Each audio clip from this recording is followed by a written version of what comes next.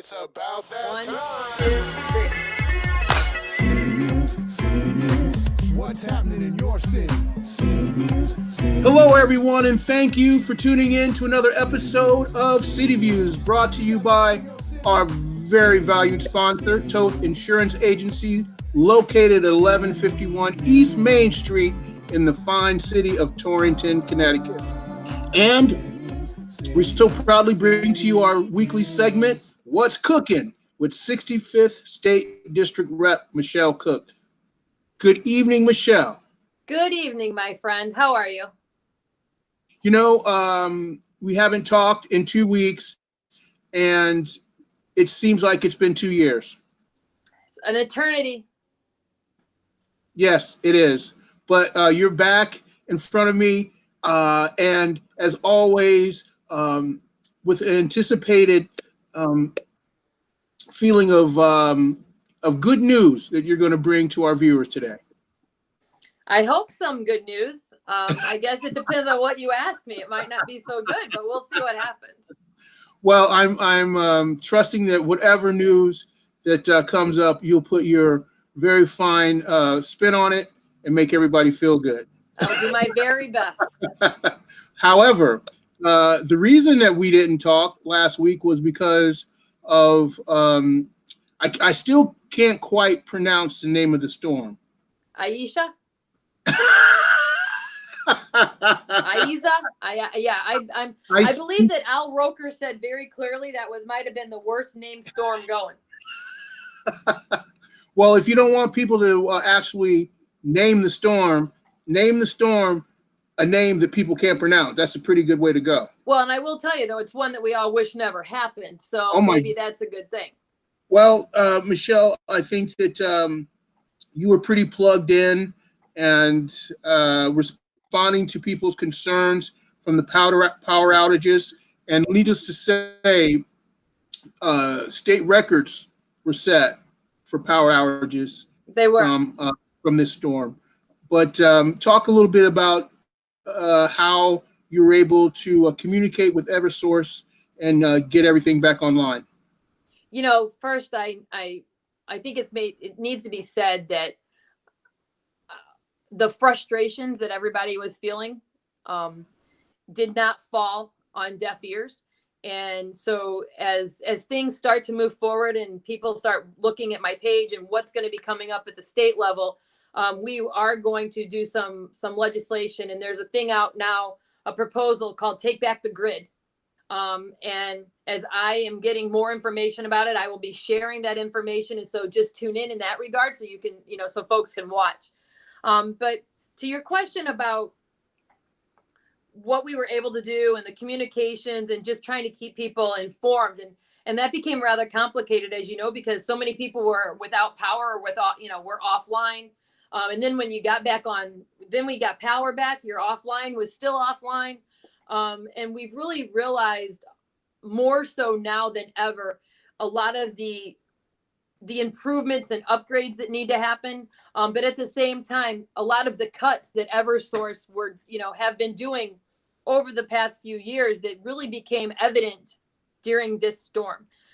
So by working with our liaisons at Eversource and then working with our fire chief here in town, Chief Towie, who is our emergency operations, our guru there, that was really the crux of trying to bridge the gaps on communication and for people to say, I don't know where to go. I can't get a hold of anybody. What do I do?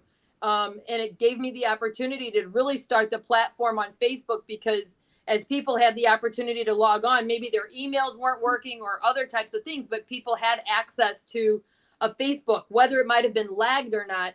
It still gave us the opportunity to communicate and start really drilling down on where our power outages lingered. I learned on Facebook by staff that Litchfield Woods didn't have power and that Valerie Manor didn't have power. I learned that, Willow Garden down there, one of our senior housing complexes, that they didn't have power.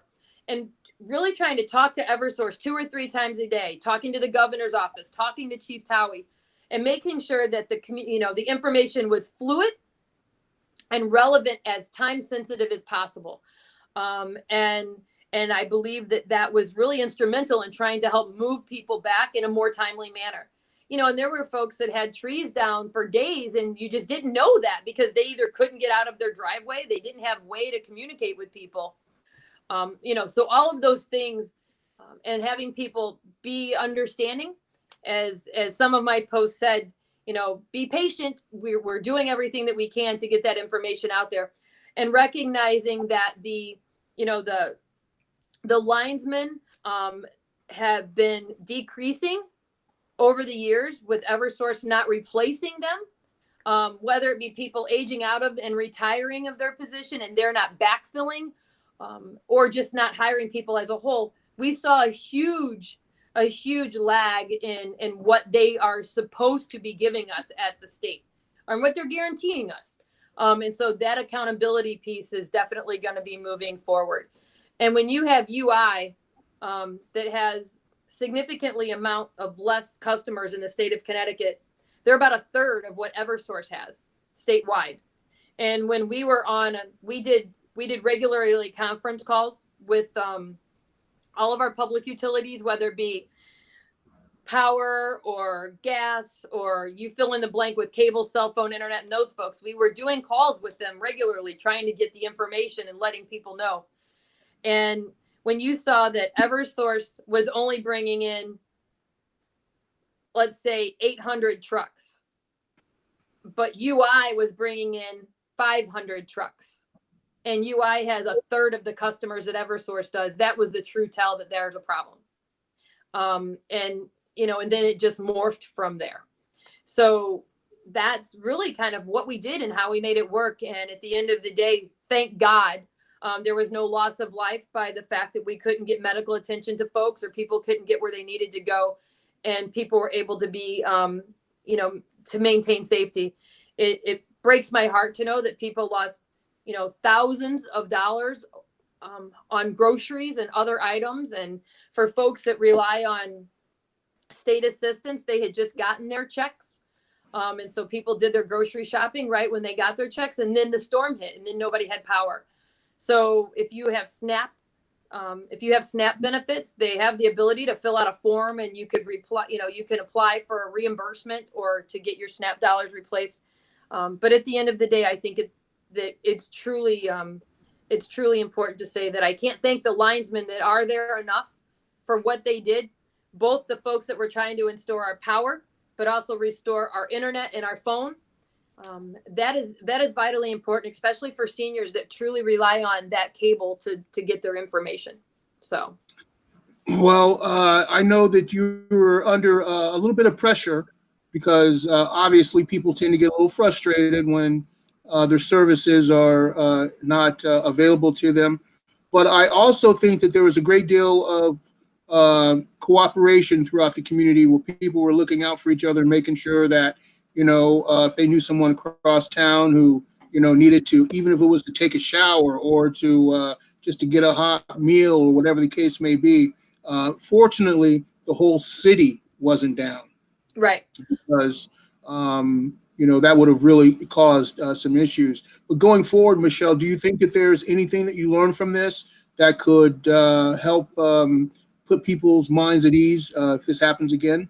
Well, I think that as I started off, the Take Back the Grid proposals that are out there, and I'm preparing the draft documents to be able to get them out for the public. I had it in a rough draft form, and I want to make sure that it's something that's fluid, that that we can all understand, and not the upper echelon mumbo jumbo. I don't like that. I want all of us to be able to get it. Sometimes people talk well above our heads. But I think that that's really important. I think holding these groups accountable, and as much as we often beg for deregulation, and look, our communities have begged for deregulation on a lot of things and get government out of businesses and so forth and so on. I believe that this is really a conversation that we must have the ability to hold people accountable and regulate an industry. And not only in that regard, because this really came on the crux of everybody getting their electric bills, and the rates were jacked high, which was totally unacceptable. And we know that there's a conversation about whether or not Millstone was part of this argument. Look, it's a much bigger conversation than just you and I and the little amount of time that we have.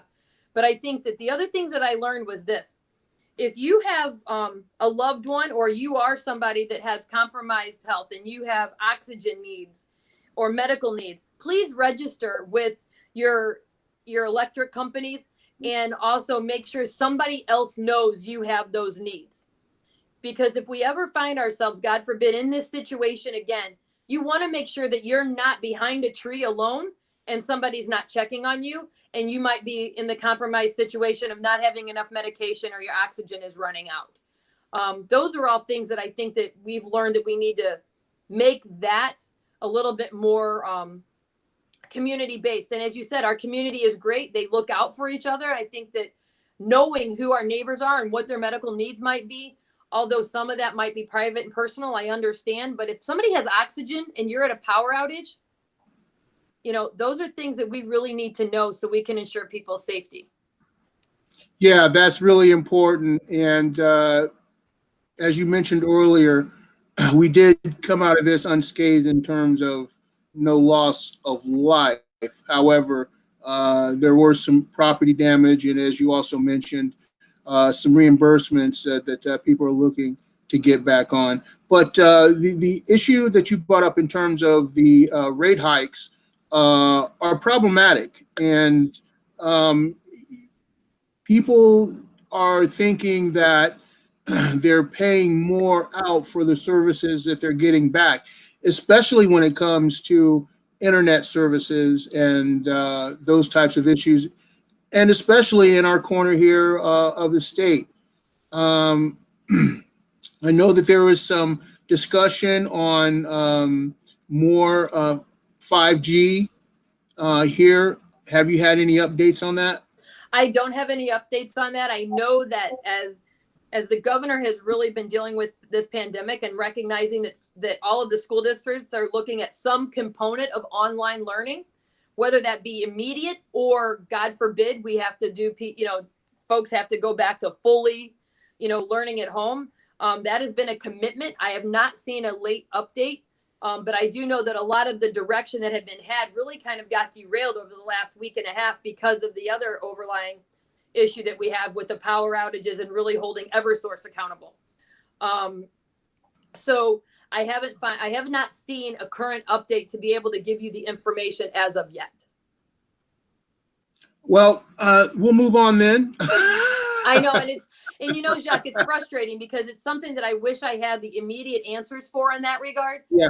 But like I said, when you don't even have the ability to communicate with your office staff because people don't have power. Or people were all offline, and you can't get back online unless you have power because those are all things that I don't think that people recognize. And as we were talking about, phone and internet and cable being all offline, all of those things are great, but they run with power. And so how do we do that? And, there's the conversation about putting people's lines underground. But if you look at Arbor Ridge and Torrington Farms down 183, their power went up, then their power went down. And it ended up to be an issue underground. So I don't think that one situation is necessarily better or worse as opposed to aesthetics and what it looks like. But I do know that there definitely needs to be a complete overhaul on the way that we look at our poles, the utilization, and who mans them and maintains them. 10-year project, right? I hope not in that long, but it's, because something tells me we're going to see a storm before 10 years. Yeah, no doubt about that. Well, I think that brings us to our next important issue, Michelle, because school is nearly back in session. People are confused, and you can't blame people for not wanting to send their kids back to school, even though they know that their kids need to be in school. My personal opinion is that we still haven't got any firm leadership on best methods in order to make sure that parents aren't anxious and that kids can be safe. So I don't know if we can ever diminish the anxiety of parents, especially parents that have children that might have a compromised health situation or live with somebody that has a compromised health situation. We've known since March that we were in the middle of a pandemic. And we've known since June that the governor wanted to send the kids back to school, and what some of those directions and guidances were. We've also known for the last several weeks now that the commissioner said that if you have 25 cases, or if you're at 25 cases out of 100,000, then you wouldn't go to school. And if you have 10 cases out of 100,000, that you would hybrid. And if you have less than that, you could go to school full time. Then they also turned around and said that the local districts has the ability to do what would work best for them. And I know that, districts were doing surveys to ask their parents, would you send your kid back to school? I think some of the frustrations is that parents don't feel like they had enough information to give a direction from the districts, not necessarily from the state, because once the commissioner made their guidance and said kids can go back to school, the districts need to figure out what that works like for them. And so if you have 65% of your students that want to, or parents that want to send their kids back to school, then send your kids back to school or what have you. I know that we're having an issue now because you've got, the majority, and I use the majority, over 50%, that wanted to send their kids back to school. But now the school district is saying we're going to go to a hybrid model and we're only going to go 2 days a week, but we're going to do that on a 30-day, rotation, and then we'll reevaluate in 30 days. And so, the frustration that I'm getting is you've got the districts that definitely want to do everything in their power to keep people safe. But at the same time, you've got the parents that say, I want to send my kids back to school. And then you also have the ability for those parents that don't want to send their kids back to keep their kids home without any penalty. I think that my concern is twofold, and it goes back to the balance. When you know that you had over 20 to 25% of the kids in, that didn't log on since March, whether they didn't have the ability, nobody was there to guide them, you fill in the blank, the reasons. That's not an education. And then you fast forward to now doing 2 days on and 3 days off. What does that look like? And how do we ensure good education at a level where parents can be comfortable? But again, with more than 50% of the parents saying they want their kids to go back to school. So now you've got this. And I would say that I'm glad I'm not the person at the helm making that decision, because you're not pleasing all of the people by no means at all. But then there's the fear at the same time. If you leave all of these kids at home, what happens to them then? For the kids that do need the meals, that do need the guidance, the kids that have some special education needs, what about them? What about the kids that have parents that have to go back to school? What are they going to do for care? Or those parents that can't afford daycare but need to send their kids to school? There's a lot of moving parts to this. And, at the end of the day, I think that there's never going to be a time where we're absolutely comfortable, because COVID is not going away. And we need to somehow move forward. And I hate the phrase rip the Band-Aid off, because we're never going to be comfortable. We're going to have to somehow get to a point where we're going to have to see what normal looks like and go from there. And I know that we're trying everything in our power to make people safe. It's just, there's no right answer, I don't think, for people. Yeah, that's what they call a conundrum. Yep. Which leads me to my next topic, and that was the primary election. It seemed as, so far, the reports coming back are that it was about 30 to 40% increase in absentee ballot participation, usually around a 3% participation level.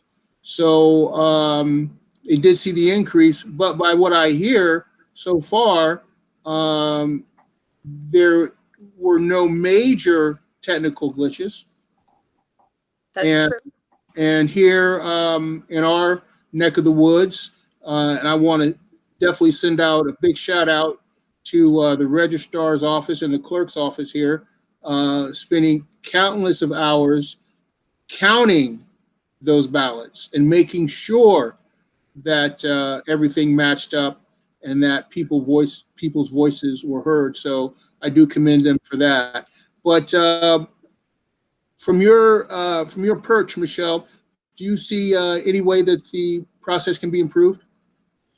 I think a lot of it is just getting the word out and understanding that this is still a safe way to vote from home.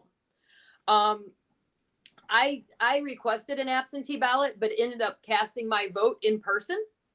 And I think that what people really need to understand is both are, your ballot is safe by dropping it off in the ballot box. I put videos up on my Facebook pages to show where those ballot boxes are. They are safe. Carol Anderson and, as you said, the Register of Voters, they did yeoman's work ensuring that this was a safe, appropriate manner. And I've spoken with Carol briefly, and I know that we need to circle back, but she kind of wanted just a little bit of time to take a breath after the primary was over, and then we will circle back to see where she felt we can make improvements, and then be prepared for what's coming up in November. And we've got situations where we've already heard the national situation, what's going on with the post office. I think that's an issue that's definitely going to want to be resolved. And at the same time, if we know that there's a lag in the Postal Service, people need to get their ballots to one of those drop boxes and can't. Is there something we can do for those folks to be able to let somebody else drop them off for them? Obviously, we know candidates and people working for candidates cannot touch the ballots. That would be illegal. So, how do we help people get their ballots to the drop box safely if they're not comfortable putting it in the mail from all of the fear that's already been given to us in that regard? But I would say everybody that I've spoken to that used the drop box was very happy with it. It was convenient. You needed to have no contact with anybody. The box was there around the clock. So if you wanted to go drop your ballot off at 3 a.m. or 3 p.m., it didn't matter. It was still going to be put in the same place and taken care of safely. So I have not heard anything back from anybody that said they had a problem with the way that this process worked. I think the flux on days, though, because traditionally on an election day, you would close the ballot box at 8 p.m. and then that's the end of it and it would be counted. They gave a couple of extra days recognizing that there was issues with the mail service. What does that look like in November? I think is going to be a conversation. Will it be the climatic end at 8 o'clock at night and you'll know within an hour or 2 hours who the winner is? That might not be the case this year. Given the situation that we are in.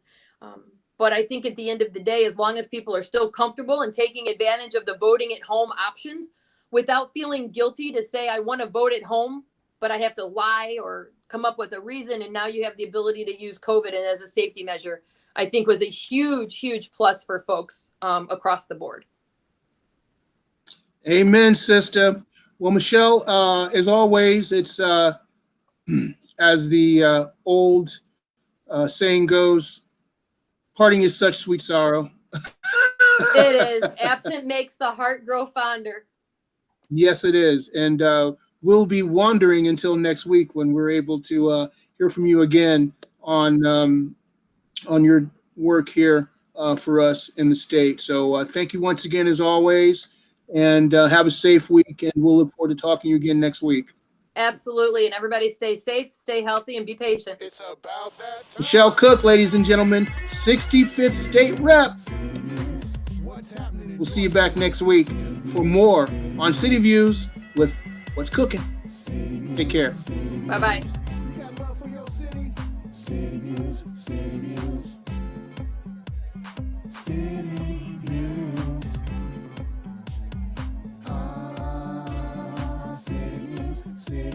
City Views.